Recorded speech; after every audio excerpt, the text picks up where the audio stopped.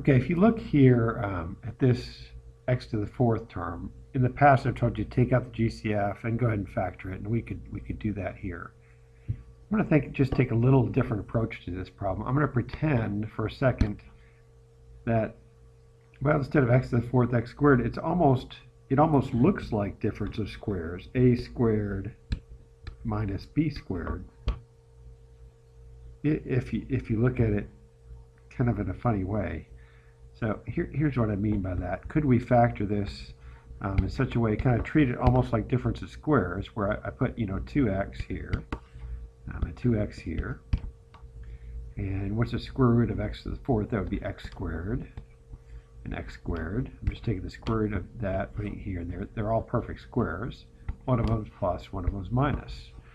If I do it that way, I've kind of factored this. Now I could further factor, and you can see there's an x in there I can take out, and of course there's another x I can take out over here.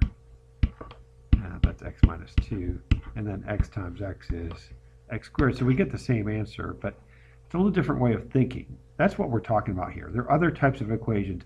We're kind of thinking about equations differently, and it'll allow us to solve some pretty intense problems actually. So here we're going to try this one. Factoring by grouping. And it's possible we've done one like this actually. We're going to group the first two. Remember we put plus and negative there. And we group the next two. And so you take out the GCF this way, it's going to be x squared times x plus 3. Plus, and we'll take out the negative there because that 4 is negative. So negative 4 times x plus 3, the sign changes. And since that matches that, we can then regroup and say x plus 3 times x squared minus 4. I think we have done problems very similar to this, and then this breaks up even further. Hopefully it becomes obvious to you that that's difference of squares at this point, and x plus 2. That was not so different than anything we've done before, but it's to the third power. It's just a little tougher. Here, now we get a quadratic type equation. We might expect a quadratic to look something like this, x squared minus 3x plus 2. Well, we could factor that all day long. It's just a regular quadratic. This is very similar to that form. You see, if you look at that middle term, if you square the middle term, you would get this term, right? X squared is that. If you squared the middle term here, you would get x to the fourth. So it has kind of a feel of a quadratic, even though it's not exactly quadratic. So let's try to treat it like a quadratic. Here's what I mean by that when I say treat it like a quadratic. We're going to factor as normal. 2 and 1, that's really the only way to factor 2. But instead of x and x like I would normally put here, I know the first term is x to the fourth. So I've really got to put x squared and x squared here. Kind of assume that they're going to be equal. Now let's see if we can get this to work or not. Kind of factor like we would normally factor. So this one's, the last term is positive, the middle term is negative, so I know they're both negative. Does that work? Sure. In fact, we could break this up further, right?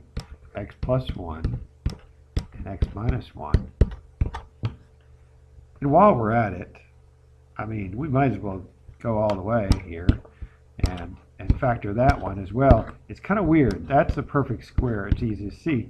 2 is not really a perfect square. Like with 1, we took the square root of 1, square root of 1. So this is actually, if you think about it, of course it simplifies, but that's the square root of 1, and that's the square root of 1 that we put there. We took 1, and we square rooted it and put it here and here, right?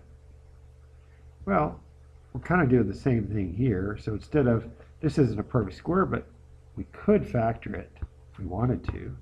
Let's say square root of 2, square root of 2, and one's plus and one's minus. If you can see that, that's really the kind of stuff. We're taking just factoring up a notch from anywhere we've ever been before.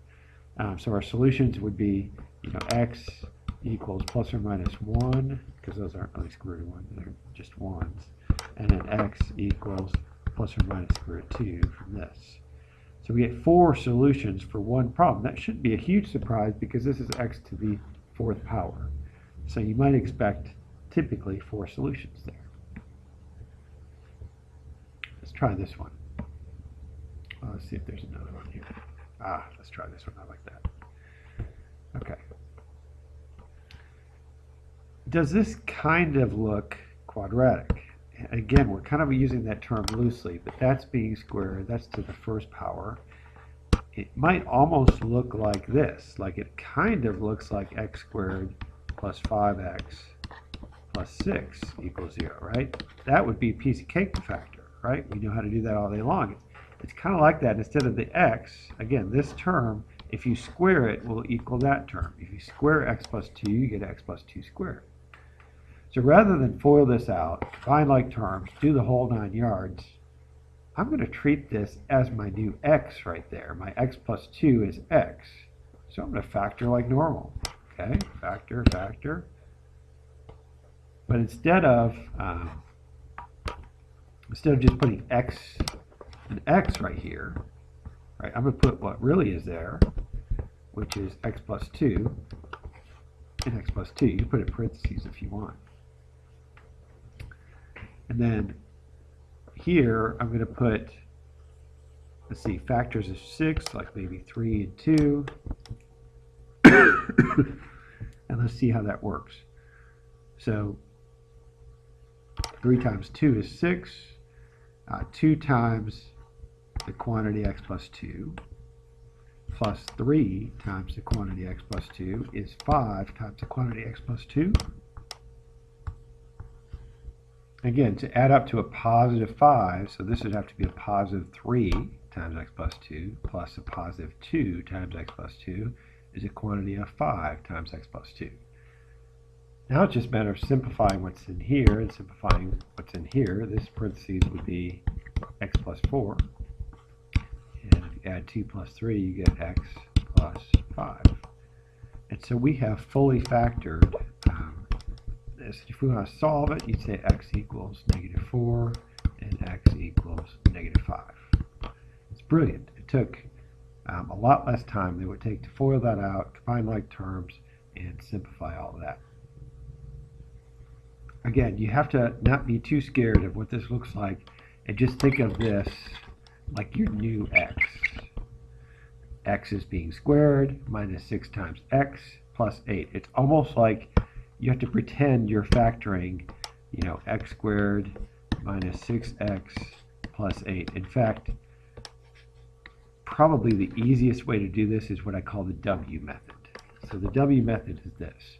I'm going to say W equals 1 plus 1 over x. So I'm pretending that is W. So I'm going to call this W squared minus 6W plus 8 equals 0. I'm going to go ahead and factor. You could call it x if you wanted to, but we already have an x, so I just called it some other variable. So I'll factor as normal. You get W, oh, this is easy. 2 and 4, I guess. Adds up to -6 minus 2 minus 4. So W equals 2 and W equals 4. However, I've solved for W, but that's not what I want. I want x. And guess what we have to do now? So now we've got to take what we just substituted in for W and replace W now. It's like a double substitution. That is going to replace W now. So it's like a brilliant substitution here. We say, well, 1 plus 1 over x equals 2. And then for this equation, we say 1 plus 1 over x equals 4. Now we're just going to solve those two equations. We subtract 1 over x equals 3. Multiply by x, 1 equals 3x. So x equals 1/3. We solve that. And here, subtract 1, we get 1 over x equals 3. Multiply by x, 1 equals 3x. Something seems wrong here.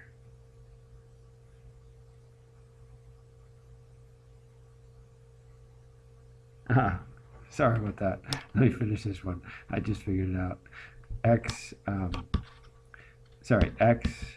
equals 1/3 for this one.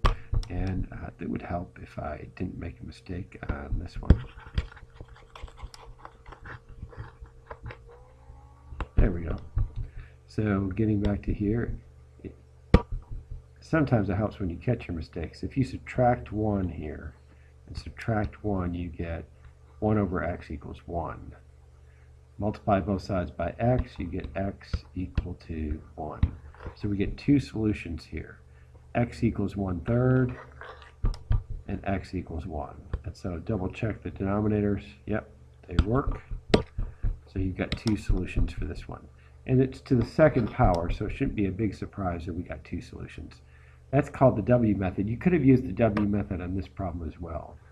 If you look at this one right down here, right, instead of this, we could have said W squared plus 5 times W plus 6 equals 0, and then just off to the side say W equals x plus 2. Solve for W and then plug that in for W at the end. So it can take a tough problem like that that's tough to think through and help you solve it pretty easily. Let's look at one more here. So does it kind of look quadratic? Well, maybe. I mean, if you take this term and square it, do you get x to the 8th? Sure. So this is kind of like our x is kind of like our x to the 4th. That middle term is kind of like your new x here. So I might say W equals x to the 4th. Whatever that middle term would be, whatever W is. So this would be W squared plus 15W. And then let's go and do that one step. Let's move that 16 over by subtracting because we have to set it equal to 0. Go ahead and factor and solve that. This factoring with W should be really easy. 16 and 1 plus and minus. W equals 1. W equals negative 16. We're not done. We've got to plug this back in for W.